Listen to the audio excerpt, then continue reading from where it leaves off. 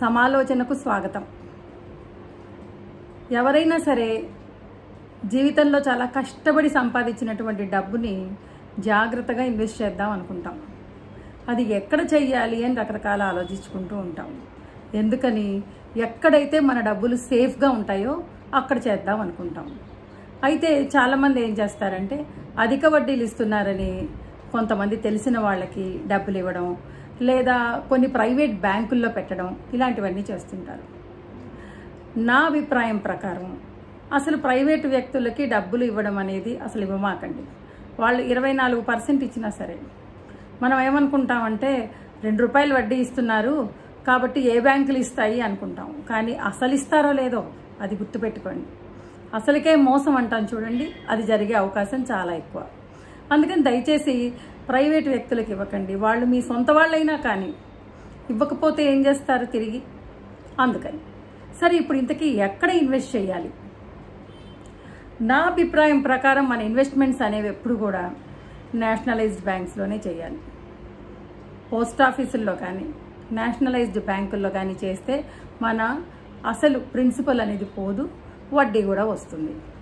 ఆ వడ్డీ మీకు చాలా ఎక్కువ రాకపోవచ్చు, కానీ మన అసలు డబ్బు సేఫ్గా ఉంటుంది కదా, అది చాలా ముఖ్యం. అది 3 నెలల వడ్డీకో, లేకపోతే 6 నెలలకనో, సంవత్సరానికనో, లేదా మీ ఇష్టం, మీరు ఎంతకన్నా వేసుకోండి. ఎప్పుడన్నా దాన్ని మనం ఫిక్స్డ్ డిపాజిట్లు బ్రేక్ చేసుకొని తీసుకోవచ్చు. కాబట్టి ఆ ఫిక్స్డ్ డిపాజిట్స్గా పోస్ట్ ఆఫీసుల్లోనో బ్యాంకుల్లో వేసుకోండి. అది అన్నిటికంటే కూడా చాలా మంచి ఉత్తమమైన ఇన్వెస్ట్మెంట్. ఇది కాకుండా కొంతమంది అపార్ట్మెంట్స్ కొంటుంటారు, వాటిని అద్దెకిచ్చుకుందాం అనుకుంటారు. కానీ అద్దెకిచ్చే పర్పస్తో అపార్ట్మెంట్ కొనటం అనేది ఎంతవరకు తెలివిగల పనో మనం ఆలోచించాలి. ఎందుకంటే ఒక 50-60 లక్షలు పెట్టి కొన్న అపార్ట్మెంట్కి మీకు 15-20 వేలు కూడా రాదు అద్దె. కాబట్టి దానికి వడ్డీ మనం ఎంత కడతాం? ఏ ఇల్లైనా మనం పూర్తిగా లోన్ తీసుకుంటే అది ఒక 20 ఏళ్ళకి పెట్టుకుని ఉంటే 50 లక్షలు తీసుకున్నవాడు ₹1,00,00,000 కడతాడు, ఆ ఈఎంఐలన్నీ కలుపుకొని చూస్తే. అంటే అంత ఇన్వెస్ట్ చేసి అద్దెకి ఇవ్వడానికి తీసుకోవడం ఎంతవరకు కరెక్ట్ ఆలోచించండి.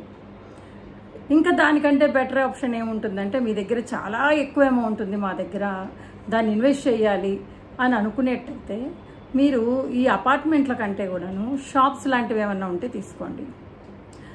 ఆ షాప్స్ లాంటివి తీసుకుంటే ఏంటంటే అవి కమర్షియల్ వాల్యూ ఉంటుంది, వాటికి మంచి అద్దె వస్తుంది. అలాగే మీరు ఇంకెలా చేయొచ్చు అంటే ప్లాట్స్ తీసుకోవచ్చు.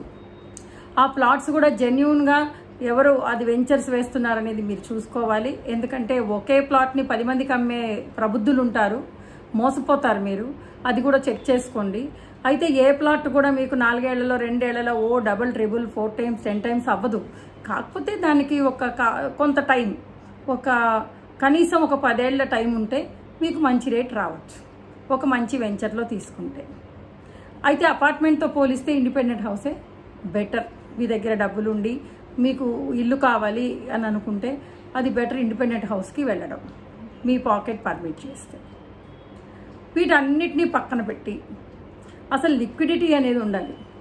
డబ్బులు మన జేబులో కొంత డబ్బు అనేది ఉండాలి. డబ్బులన్నీ దానిలో ఇన్వెస్ట్ చేసేసే అవసరానికి డబ్బులు లేని పరిస్థితిలో అసలు ఉండమాకండి. ఎప్పుడు కూడా 50,000 నుంచి ₹1,00,000 వరకు మన దగ్గర ఉండాలి. ఆ డబ్బు ఉంటే ఏంటంటే అది మనకి ఒక ధైర్యం. అందుకని ఇన్వెస్ట్మెంట్స్ చేస్తున్నప్పుడు మాత్రం చాలా జాగ్రత్తగా ఉండాలి. మనం మ్యూచువల్ ఫండ్స్లో కూడా పెడుతూ ఉంటారు చాలామంది.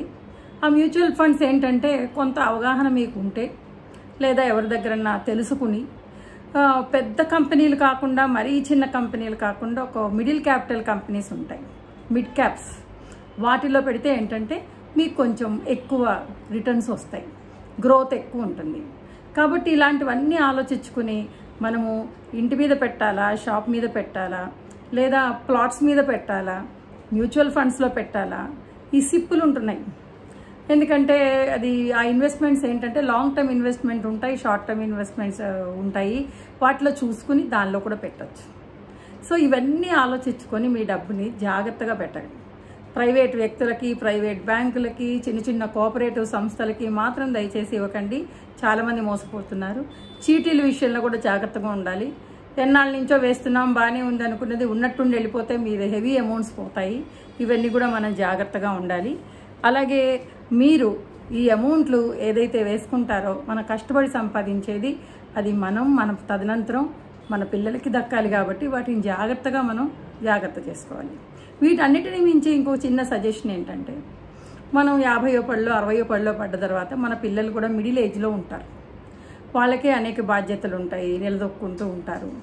అలాంటి టైంలో మనం ఇవ్వగలిగితే మన తాతలు తండ్రుల్లాగా ఎప్పుడో తదనంతరం మనకి వాళ్ళ ఆస్తులు వస్తే వాటిని మనం ఏం చేసుకుంటాం రిటైర్ అయిన తర్వాత.